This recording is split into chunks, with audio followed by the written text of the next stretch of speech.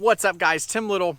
Welcome back to Tactical Bassin. Today's video we are talking about summertime cranking and how to simplify it. We're going to cover shallow cranks, deep cranks, colors, when and where, gear, rods, line. We're covering all of it to simplify it for you this summertime. Let's go.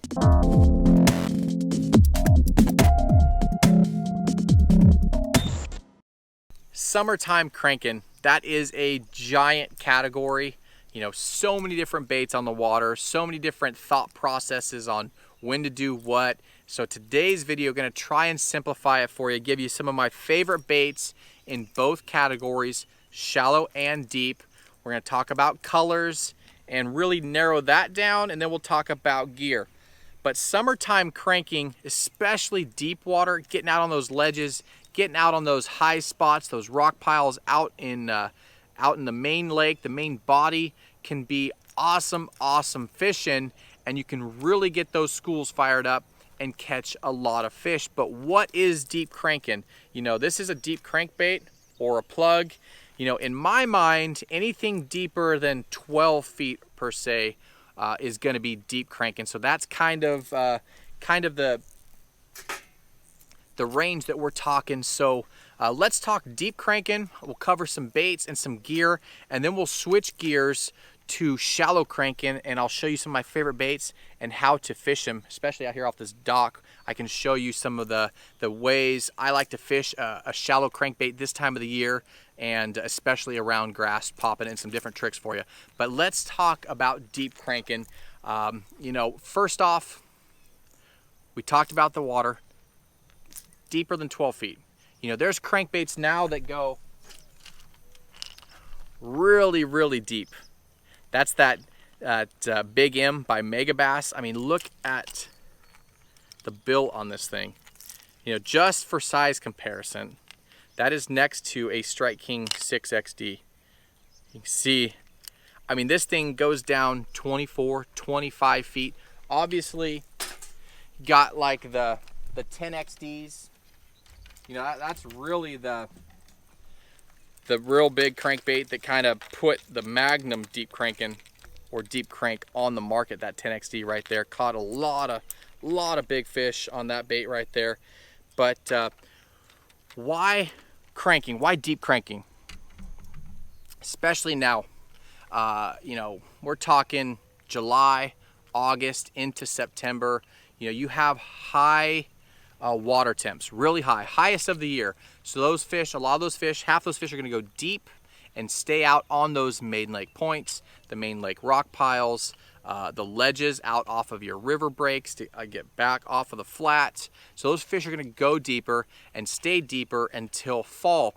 A crankbait is probably my #1 bait to trigger or to get that fish to react, even if it doesn't want to eat a bait. So even if a fish isn't in a feeding mood, a crankbait ran by them quickly and deflecting just triggers that reaction strike. And that is why a crankbait is probably my #1 bait, especially this time of the year, to fire up a school or to throw out on those deeper structures, you know, those rock piles, ledges, that sort of stuff, because you get you tie into that predatory instinct of a bass, and you can make them eat even if they don't want to. But some of my favorite big cranks, I'm going to call these big cranks because they're probably some of the biggest. The 10XD, talked about that a little bit. You're talking 20 to 25 feet. I'm going to talk about gear here in just a second, and line, and then that Big M, and then that Azuma. Those are probably my 3 top. 6 cents makes a good one as well. So 3 or 4 top baits. Again, I will link all of them down below in the video description. But this information will apply to all of the cranking stuff. You know, your speeds, all that stuff. I like to throw them fast. A 7-to-1 gear ratio reel. I want to get that bait down, and I want to bring that bait by them quickly to really get those fish to react. Now, if you're out on the ledges or you're on a big school, getting any of those fish in that school can ignite the school, and you want to get that bait back in there and get it down into that strike zone quick again, and that faster gear ratio really helps out with that. But those are some of my favorite 3 or 4 Magnum deep diving crankbaits. So all this information applies, but these guys are kind of in their own little special class because of how big they truly are. I mean, you're looking at like 7 inches from bill to butt. Big cranks, but they work.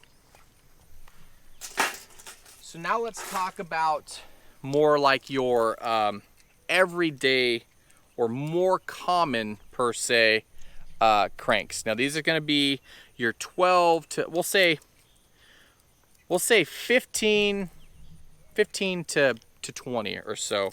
Number 1 is going to be that Strike King 6XD. You know, this has been around for many years. Lots of money's been won on it, but not too expensive. Comes with okay hardware. I typically, on all my cranks, I change out terminal split rings and treble hooks. But a Strike King 6XD, if you guys want to get into just trying the deep cranking, that speed cranking, start with a 6XD because they're easy to throw, easy to reel, and they catch fish. One thing I do want to talk about, since it's on my mind right now, is colors. You know, I really simplify my colors, especially this time of the year. I go with 3 colors. I go with some kind of a craw pattern, some kind of bait fish pattern, you know, something ghosty with a little bit of flash, and then something bright. You know, that's going to be for your stained water, more aggressive fish, really get those fish fired up, and they can see that bait from a long ways away. But I keep it really simple. So something bright, something bait fish natural, and something crawdad color. So reds, ghosts, and chartreuse. So now that we talked about colors, that's going to apply to all the 3 categories, the real deeps, or the Magnum deeps, the deeps, and the shallows. But 6XDs are awesome. Obviously, I can't do a crankbait video without talking about the crankbait that Matt and I designed. That's the Tactical DD. Comes in great colors, but this was primarily designed for cold water cranking.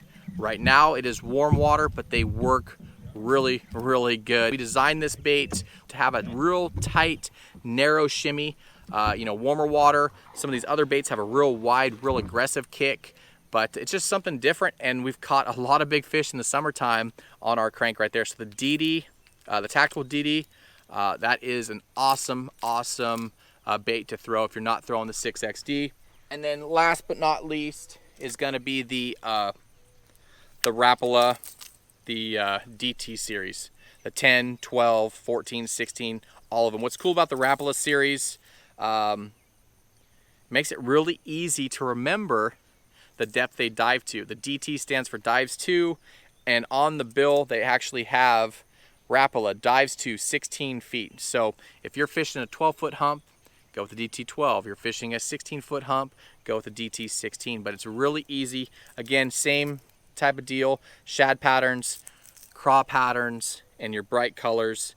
But those are my 3 favorite summertime deep crankbaits. Your 6XD number 1, the Tactical DD number 2, and then that Rapala DT series number 3. Again, just trying to simplify it. You know, there's so many different baits out on the market. And a lot of them work, but you can go broke trying to buy, you know, 3 colors and all these different baits.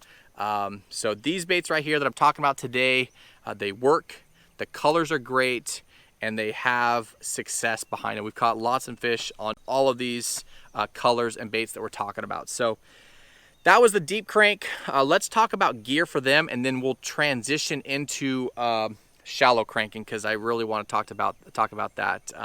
Deep cranking, I keep it really simple. If I'm throwing my Magnum cranks, most of this stuff is going to be on straight fluorocarbon. You guys know that Matt and I love throwing braid to leader. Deep cranking, especially like mag deep cranking, it's all going to be fluorocarbon. It's just easier. You don't have to worry about tying leaders, long leaders, especially you know, when you're throwing a bait like this, like a 10XD, and you're down there just grinding in 22, 24 feet through the rocks, a lot of times, Actually, I got some nicks right here. I can feel it. A lot of times 2, 4, 6 feet up above your line, you'll get that rub, that line rub, and you'll have to retie very, very often. And if you're having to put leaders on all the time, it just slows down your fishing, especially if you have those schools fired up. You don't want to have to retie your leaders all the time. So just easier to go with fluorocarbon. You get that line rub up high. It's easy to cut it off, retie real quick, less than 30 seconds, and you're back out there making another cast. But fluorocarbon, typically 12 to 15. Now, one thing to understand about line on crankbaits, the smaller the pound test or the smaller the diameter, the deeper that bait's gonna dive, and the quicker it's gonna get down to the depth that it is supposed to get down to. So it's very important to use the lightest line that you feel comfortable with throwing these baits. I typically throw them on 12 to 15. Probably the magnums, there's a lot of time I throw them on 12, but for the most part, I'll throw them on 15 unless I need to get down deep, then I will go 12.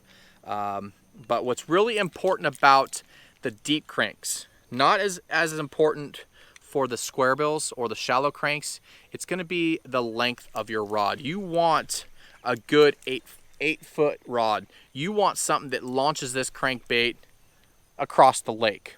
Because with deep cranking, it's all about angles. The shorter the cast, the shorter your bait has to get down before it comes back up to you reeling the line in. So you get a long cast out there, it's gonna get down quicker, it's gonna dredge bottom, dredge, fish that key zone, that strike zone area a lot longer before it gets back to you and comes up. So you don't want to have a real short cast. You want to have the longest cast you possibly can to get that bait down quick, get it down easy, keep that bait down in the strike zone longer to maximize your fishing potential when you're throwing these deep crankbaits. So I always throw an 8-foot rod.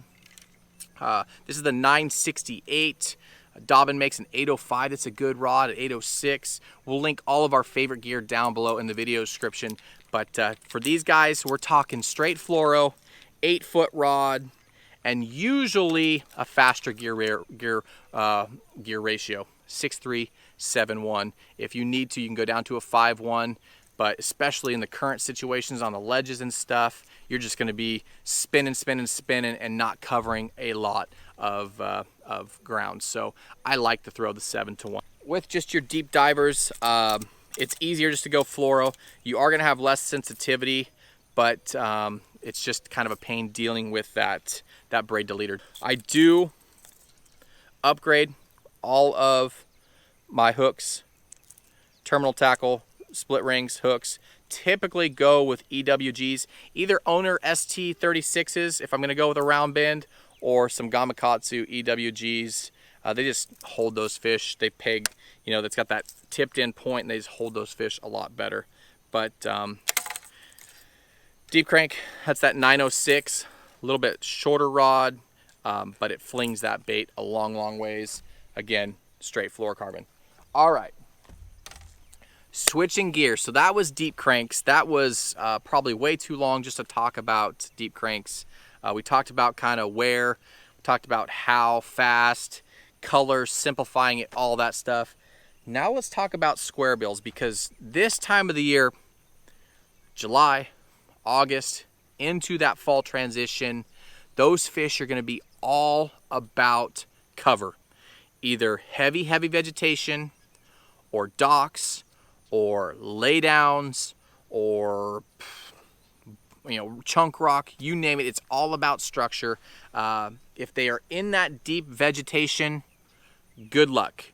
Your best bet is to pick the grass line edges. If you can visibly see it, that's great. If you have 360 or forward-facing sonar, now you can kind of, technology's changed the game, right? Now you can kind of see where that grass line is. You can see out in front of you. You can see behind you with the 360 off to the side. So you can see, okay, the grass line's right here. I'm going to make this cast. And you can effectively fish that grass line without getting your treble hooks hung up all the time. Now, with that said, seeing the grass line is as good as anything, right? So when you see that grass line, those fish are going to be up in that deep grass. They want that oxygen, they want that cover, they want to be able to ambush. And when you come, throwing that crankbait by that grass, they're going to bolt out of that grass and eat your crank. If you do get hung up on it, that's where you're going to get real aggressive and pop that bait out of that grass. And a lot of times you'll get hit right after that. We'll talk about the baits. We'll talk about fishing them in just a second. Baits, I keep it really, really simple. I like a rattle bait, I like a silent bait, and then I like a super shallow bait. That's it. So I will link some of my favorite shallows, super shallows. I will link some of my favorite rattlings and some of my favorite silent. But for today's video, right off the bat, number one bait that's a rattle is going to be the River to Sea Biggie. You can see I added right there just a little bit of flash. I added that. That's that new VMC hook with, it's got the actual spinner blade on it. Adds a little more flash to that bait, but it's got a real good knocking sound. You'll find some days they want a bait that has knock, some days they want a bait that has rattle, and some days they want a bait that doesn't have any sound at all. And me personally, I've talked about this for many, many years. I tend to always get my biggest bites on the silent square bills, but I tend to catch more fish on the loud square bills. Water quality or visibility really comes into play with both crankbaits, deep and shallow. But as far as the shallow stuff, if it is pretty murky, I will go bright color, right? We talked about that in the deep crank. And then I would go with some kind of rattle, either a rattle or a one knocker. But just added sound so those fish can actually find that bait in that clarity, that mucked up clarity. But if you're throwing clear water, go with there's that abalone shad. Again, I'll link my favorite baits and colors down below, but that's just a ghosty pattern. Looks like a bait fish. Got those EWGs on there. But couple other baits that work really, really well in this category. The speed trap, fairly inexpensive, but pretty loud bait. This is a little Rapala. This is the DT4. Little quieter bait. You see that little guy right there? God, these hooks are sharp. So I keep it really, really simple. Again, rattling bait and that biggie, that River to Sea Biggie, the speed trap, little Rapala. All those are great, great baits. If I'm going silent, I got two for you. Two silents that I really, really like. The 1.5s. Either the Lucky Craft put the 1.5 on the map. The 1.5, you can see there's that craw pattern. Really, really quiet. Silent. Okay? American Shad. Again, you'll see these colors go hand in hand with the same colors I talked about in the deep cranks. And then this guy right here, this is actually the Megabass S crank. Let me hold the completely silent. So if you guys are looking for great silent square bills, these guys really get it done. And then the next bait, before I talk about this, the silent, I just think those fish, when they're sitting there in the grass and they just see that bait blow by them, they haven't seen it or heard it, can't talk. They haven't heard that bait coming for, 10, 12, 15 feet. It just blows past them and they shoot out and eat it. You can sneak up on them. You can be more silent, I guess, if you will. I guess I can't really think of any other better words.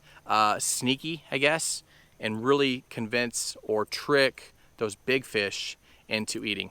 Now the last category is going to be the super shallow category, and that is for a square bill fishing over the tops of grass. Again, the shallow crankbaits, you're fishing chunk rock up shallow. Maybe you have a hard point out here with some chunk rock on it down in like, say, 3 to 5 feet, or you have a riprap shoreline, or say like the California Delta, or you're on a tidal system where the water drops and you have an inside grass line. You can fish them there, fish them on the outside grass line, but chunk rock, riprap, that sort of stuff is what really is going to or what you're really going to key in on when you're throwing the shallow cranks. Now, when you're fishing around grass, you want to fish those lanes like I talked about. And this guy allows you to fish over the top, which is really, really cool. You know, there's definitely a hole in the market for good, I'm going to say less than 2 foot diving crankbaits. This guy right here, this is the Fat John 50. Look at this little guy. Fat John 50. It's not really a square bill. It's kind of a, I don't know, just a different type of square bill. It's kind of got that circuit board square bill. But listen to this guy.